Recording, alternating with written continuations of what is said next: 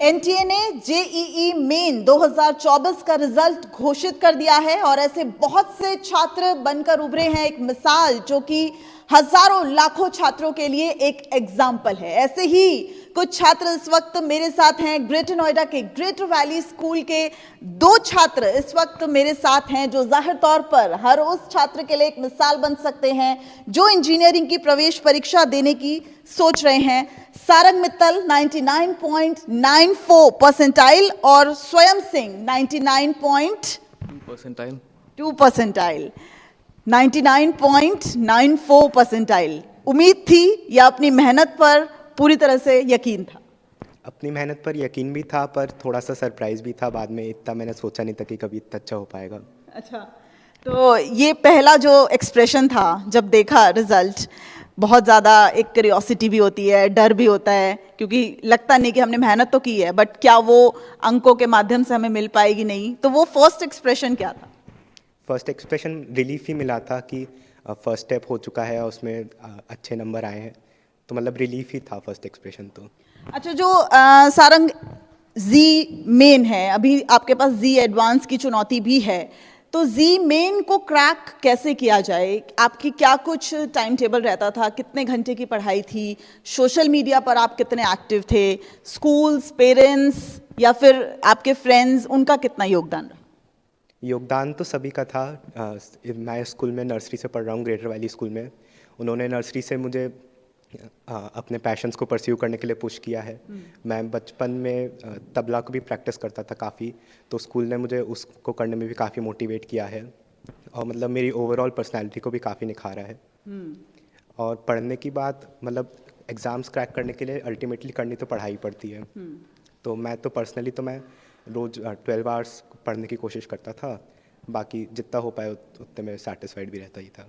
Social media पे हो? अभी तो नहीं हूँ। अभी बिल्कुल भी नहीं हो, यानी कि अच्छे मार्क्स लाने हैं तो सोशल मीडिया से दूरी बनानी पड़ेगी। जी, मेरे तो पेरेंट्स ने फ़ोन दिलवाया नहीं, तो मुझे उसका एक्सपीरियंस है नहीं अभी ज़्यादा। तो पेरेंट्स से लड़े या लग रहा है कि अच्छा ही किया नहीं दिलाया? अभी तो ऐसा ही लग रहा है अच्छा हुआ। और स्कूल्स की तरफ से किस तरह से लगता है कि आपको स्टडी वाइज या फिर मटेरियल, ऑनलाइन सेशंस, ये सब भी प्रोवाइड कराया जाता था? कितना जो उनका भागीदारी है वो रहती थी?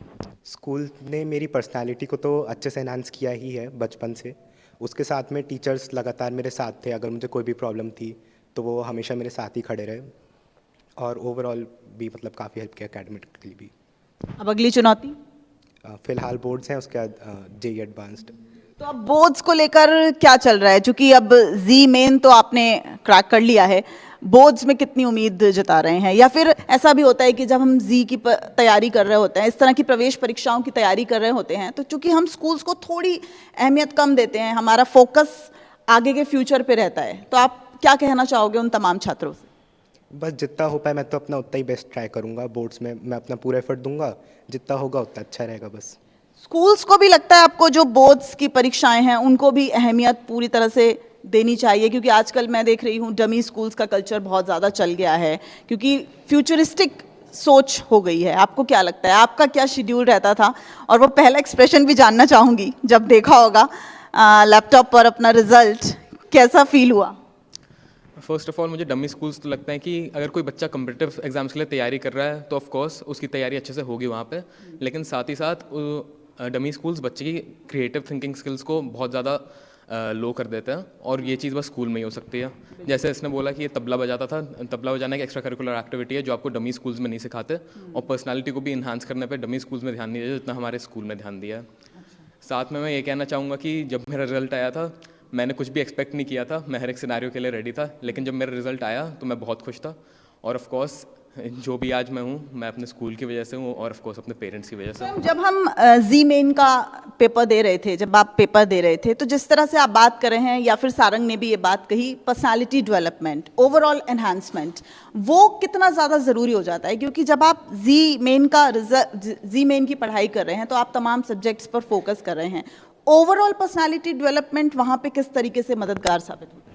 सबसे पहले तो पर्सनालिटी डेवलपमेंट आपको डिसिप्लिन रहना पड़ता है। जेईई एक ऐसा एग्जाम है जिसके अंदर, जैसे सारंग ने बोला, 10 से 12 घंटे पढ़ता था, मैं भी 10 से 12 घंटे पढ़ने की कोशिश करता था। आपको बहुत ही डिसिप्लिन रहना पड़ता है और वो डिसिप्लिन आपको अपना स्कूल ही दे सकता है। आपको एक ऐसे इंडिविजुअल के अंदर कन्वर्ट कर सकता है जो हर चीज़ के लिए बहुत ज़्यादा डिटर्मिन्ड हो। और साथ में मैं यही बोलूँगा कि अच्छा, एक चीज सारंग मैं आपसे समझना चाहूंगी, कौन से सब्जेक्ट्स को पहले जो है वो करना चाहिए, क्योंकि वैसे तो कहा जाता है कि जो इजी हैं या जो लॉन्ग नहीं हैं, जो लेंदी नहीं हैं, उनको पहले अटेम्प्ट करना चाहिए। कौन सा सब्जेक्ट आपने पहले अटेम्प्ट किया और क्या सारे सवालों को अटेम्प्ट करना सही रहता है? मैंने तो सबसे पहले केमिस्ट्री को ही अटेम्प्ट किया था क्योंकि मुझे वो पर्सनली थोड़ी इजी लगती है ज़्यादा। और बाकी मेरा तो पेपर में यही एम था कि आसान क्वेश्चंस को मैं टारगेट कर पाऊँ, आसान क्वेश्चंस को सॉल्व कर पाऊँ और धीरे धीरे डिफ़िकल्टी बढ़ाऊँ। तो सारे क्वेश्चंस तो अटेम्प्ट नहीं कर पाया था मैं भी, लेकिन मैं इस बात पे कॉन्फिडेंट था कि जो मैं कर सकता था आराम से, जो इजी क्वेश्चंस थे उनको मैं आराम से कर पाया था। आपका? मेरा ये था, मेरी फिजिक्स सबसे अच्छी थी, केमिस्ट्री नॉट सो गुड। मेरी सबसे कम परसेंटेज भी केमिस्ट्री में ही आई है। अच्छा। तो मैंने सबसे पहले फिजिक्स किया, फिर मैं मैथ्स पे गया, फिर मैंने केमिस्ट्री की। मुझे पता था कि मैं फिजिक्स कर ही दूंगा, लेकिन हाँ एंड में आते आते मैं थोड़ा सा नर्वस भी हो गया था, तो फिर उसका भी थोड़ा फर्क पड़ गया था एग्जाम के अंदर। अच्छा, एक चीज और मैं आपसे फर्स्ट एंड लास्ट क्वेश्चन पूछना चाहूंगी, but not at the least. क्या बनना था, क्या सोच थी, और ये कौन सी क्लास में दिमाग में आया कि हमें किस दिशा में जाना है? कौन सी क्लास में? एक्चुअली मेरे तो 12th में ही आ गया था, लेकिन मैं एक ड्रॉपर हूँ। 12th के अंदर मेरे अंदर ये सोच तो थी, लेकिन मेरे अंदर वो डिसिप्लिन नहीं था जो मैंने ड्रॉप लेके अचीव कर लिया। आपको क्या लगता है कौन सी क्लास से स्टूडेंट्स को फोकस होने की ज़रूरत है कि आगे उन्हें भविष्य में क्या करना है? फोकस्ड होने की कोई एज नहीं होती, मतलब कभी भी बस जब तुम्हें लगे कि हाँ ये मुझे करना है, तो उस समय पूरा डिटर्मिनेशन होना चाहिए। बहुत अच्छा। और मैं इन्हीं शब्दों के साथ आपको छोड़े जा रही हूं कि कोई उम्र नहीं होती है। जब आपको लगे कि आप अब उड़ान भर सकते हैं, तो उस उड़ान को बस पंखों की जरूरत है, और शायद वो स्कूल, वो अभिभावक, वो शिक्षक हमें उस उड़ान तक पहुंचा देते हैं। कैमरामैन प्रहलाद सिंह के साथ दिव्या अग्रवाल, ग्रेटर नोएडा, न्यूज़ 24।